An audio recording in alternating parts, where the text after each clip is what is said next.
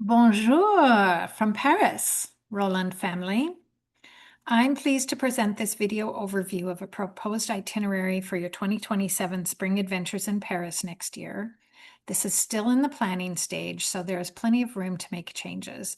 But I'd like you to begin thinking about the pacing of this trip and what might be your top priorities so we can maximize your budgets. So let me share my screen and we'll do a quick walkthrough. I have a new technology I'm testing, and you are my first itinerary using it, so bear with me. For instance, I can't figure out how to remove or change this subheading, but hopefully by the time we confirm all the details, I'll have this a bit more polished. So you have three tabs near the top to allow you to view the itinerary three different ways. I'm just going to walk through the full itinerary, and you can explore more on your own time. And you can also expand each page and for more description, and then X out of it when you're finished reading. So right now, I have you departing on Tuesday, May 25th, but I have not priced flights just yet, especially since you indicated you had points you might like to use. So the costs of this trip do not include international airfare just yet. I am anticipating that you would arrive on the morning of Wednesday, May 26th, and you'll want to check into your lodging, maybe take a nap, depending on how well you're dealing with jet lag. I've listed two sample properties for your consideration. Of course, there are hundreds more, but both of these are within walking distance of the Eiffel Tower and with beautiful views. You do have to pay more to stay in this area, so that might be a consideration if budget becomes an issue down the line. In any case, I've listed both a hotel and a private apartment. It is rare to find European hotels with two-bedroom suites, and even the apartment only has two official bedrooms, so I'm still looking for that perfect match that will allow both Joelle and Beth to have their own rooms. But you can at least tell me what you like and don't like about each of these properties so I can narrow my research a bit. Otherwise, you may end up getting 3 hotel rooms if that's the direction you decide to go. So first, to get an overview of the city, I suggest you start with your Batibus cruise tour. I don't think you need this and a Seine River cruise because they go to the same places, but it's a lovely way to see the city and get an idea of the places you'd like to return to.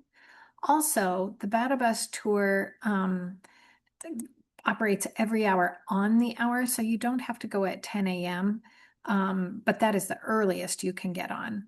I've also listed the per person prices in case not everyone wants to participate. Your first day, I have you exploring the Princess Di Memorial, which is within walking distance of the Eiffel Tower, and then on to the Arc de Triomphe.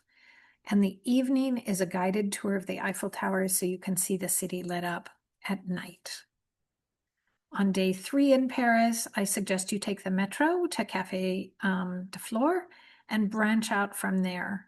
Notre Dame Cathedral is not far from there. And then some of you may wish to take a walk through the neighborhood filmed in Emily in Paris, the Netflix special, while others may wish to continue on to visit Père Lachaise Cemetery, where Jim Morrison is buried.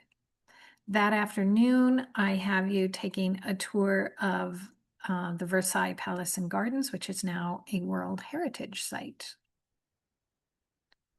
On day 3, I'm scheduling you to explore the famous Pont d'Alexandre Arch Bridge, the Musée d'Orsay, and La Galerie Lafayette. That is a whole little world of French cuisine and fashion and heritage. They even have a spa experience that claims to erase jet lag. So you could spend a whole day here taking cooking classes and wine tastings if that appeals to you. Now, there is much more you can do in the city if you wish, but I thought maybe to satisfy Beth's desire to see more of France, that you would consider a few day trips. So you could even alternate between a day in Paris and a day in the country, such as this first option, which is a full day in the Loire Valley visiting two iconic castles. Um, and transportation is provided. So you would get to see a little bit more of the countryside if that's something that interests you. Here again, the per person cost. So if not everybody wants to go, they don't have to. The next day, perhaps history lovers would like to visit the beaches of Normandy and learn more about the significance of the D-Day landings. And finally, on the last day, I've included a day trip to Champagne, so you can experience for yourself the reason France is so well known for this celebratory drink. And before you know it, it's time to head back home and begin planning your next adventure.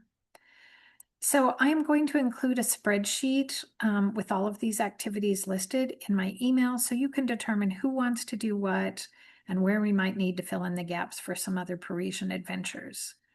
I am going to be traveling myself internationally until July 19th, so take some time to explore these options and decide amongst yourselves the things you want to keep, the things you'd like to eliminate, and the items you'd like to add. And when I return, we'll set up a time to go through all this and see if we can't tighten the itinerary a bit and nail down some accommodations. Happy Independence Day and happy dreaming of France. Au revoir.